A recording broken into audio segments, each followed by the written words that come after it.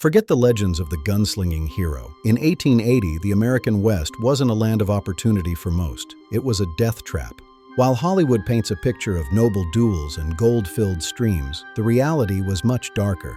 Most settlers died broke, sick, or at the end of a barrel. By 1880, the easy gold was gone. What remained was a gold rush hangover that left thousands of men stranded in camps with nothing but debt. Chapter 1. The Poverty of the Frontier. Let's look at why the dream of wealth became a nightmare of starvation for the average pioneer. The cost of entry was high. Tools, seeds, and wagons cost a fortune, often funded by predatory loans from banks back east. They lived in houses made of dirt, insects, snakes, and the rain frequently entered through the walls, making daily life a struggle for basic hygiene. The Homestead Act promised land, but it didn't mention the lack of water or the soil that broke iron plows and spirits alike. Settlers were caught in a debt cycle. They borrowed for seeds, but one bad season meant the bank took everything. Desperation fueled the violence. In boomtowns, prices were astronomical. A simple meal could cost a week's wages. This forced many into theft just to stay alive. Chapter 2. A Land Without Law. In 1880, the reach of the government was short, and the barrel of a gun was the only judge. Violence erupted over resources. The range wars were bloody conflicts between cattle kings and small homesteaders over water and grass. Vigilante justice was often the only law. Suspects were often executed by angry mobs without a trial, leaving a trail of bodies across the frontier. The isolation drove many to the brink. Months without seeing another soul created a psychological pressure cooker that often exploded.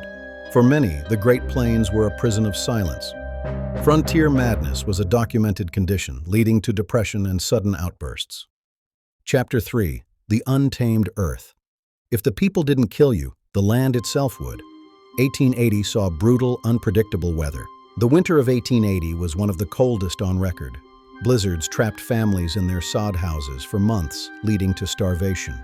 Prairie fires were a constant threat. They could move faster than a horse, incinerating everything a family had built in minutes. Medical care was almost non-existent. A simple infection or a broken leg was often a death sentence in the isolated territories. Settlers relied on patent medicines, mixtures of alcohol and opium that did more to mask the pain than heal the disease. By the end of the year, cemeteries were filling with nameless settlers. They died for a dream that had already turned to dust. Chapter 4. The Closing Frontier. By 1880, the Wild West was being fenced in by barbed wire and corporate interests. The invention of barbed wire ended the era of the open range. It sparked fence-cutting wars as small farmers fought to keep their access to water. The railroads brought progress, but they also brought total control. Corporations in the East now decided which towns lived and which died. Chapter 5. The Corporate Shadow. The rugged individualist was replaced by the low-wage industrial laborer in company-owned mines. Mining became a corporate machine. The 49ers were gone, replaced by men working lethal shifts for pittance in dangerous tunnels. Banks owned the West. When the crops failed or the gold ran dry, the foreclosures were heartless and immediate. The dream was sold out. Chapter 6. The Legacy of Dust. What is the real story of the Wild West? It's not the hero, it's the struggle. The myths were created to sell books. Dime novels sanitized the misery and violence into entertainment for an Eastern audience. Wild West shows turned the tragedy of the frontier into a spectacle. The real pain of the settlers was buried under layers of performance. We're halfway through our journey into the real 1880. If you appreciate this honest history, join our community by hitting that subscribe button. Chapter 7. The Diversity of Despair. The West was a melting pot of struggle for everyone who set foot on its soil. Chinese laborers built the infrastructure of the West under lethal conditions, only to face systemic racism and exclusion once the work was done. 1 in 4 cowboys was black. They found a measure of freedom on the range, but the same barriers of the East followed them into the frontier. Women's labor was the invisible engine of the West. They ran households in total isolation, often performing back-breaking work with no recognition. In the boomtowns, many women turned to the oldest profession just to survive. These soiled doves lived lives of constant danger and addiction. Chapter 8. The Lingering Shadow.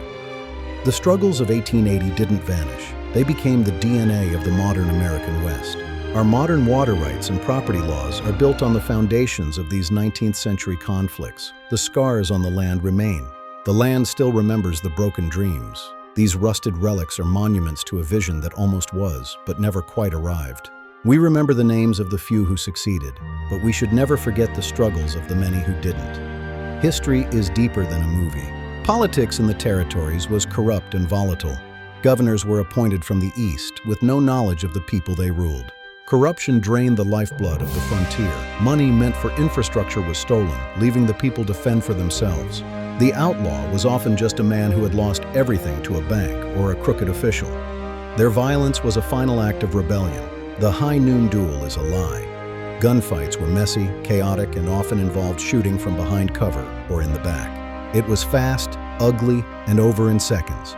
The survivors weren't the best shots. They were the ones who shot first from the shadows.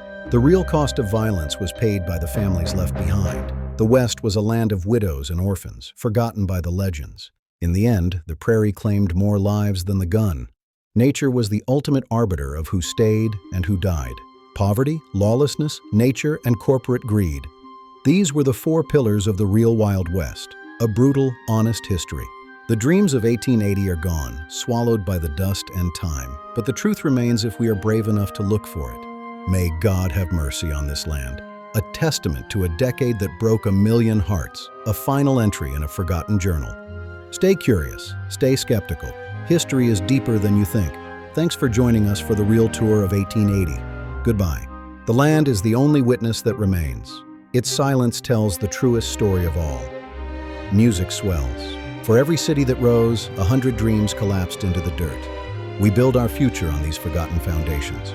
The corporate machine moved west, turning the frontier into a factory. The era of the individual had ended before it even truly began. We must look at the darkness of 1880 to understand the light of today.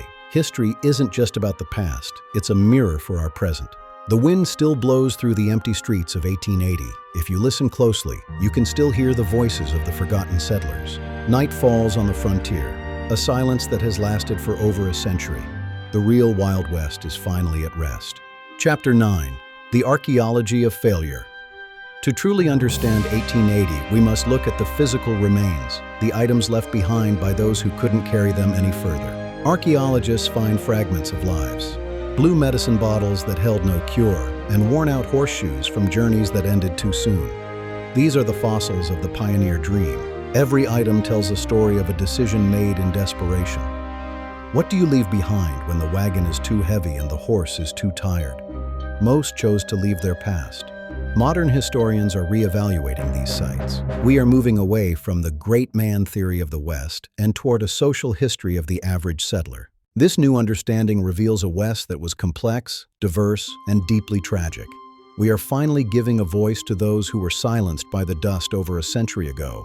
The sun rises on a West that is no longer wild, but forever marked by the year 1880, a history written in dust and blood. Music swells. Seek the truth always. Goodbye.